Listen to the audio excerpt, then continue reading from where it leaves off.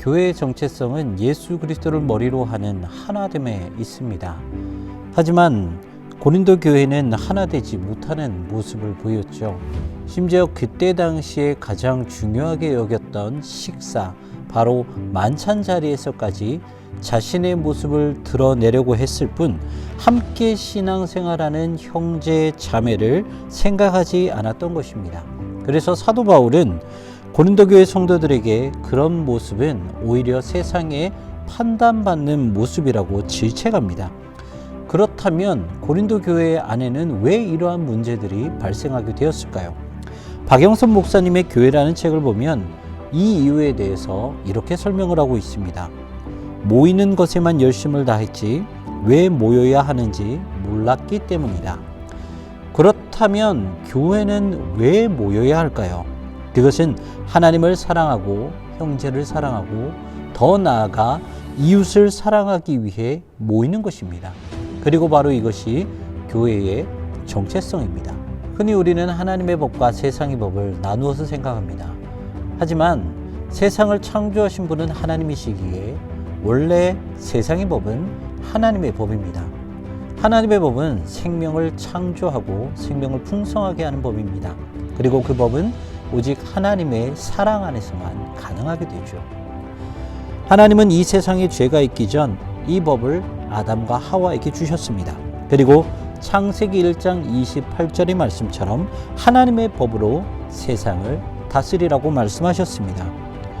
하나님은 오늘 우리에게도 하나님의 법으로 세상을 살아가라고 동일하게 말씀하고 계십니다. 그것은 우리가 단순히 성도이기 때문이 아니라 베드로전서 2장 9절에서 말씀하시는 것처럼 우리는 왕 같은 제사장들이기 때문입니다. 제사장은 백성의 교사이자 재판관이었습니다. 그래서 하나님의 법으로 잘 다스려야 하는 의무와 책임이 있었습니다.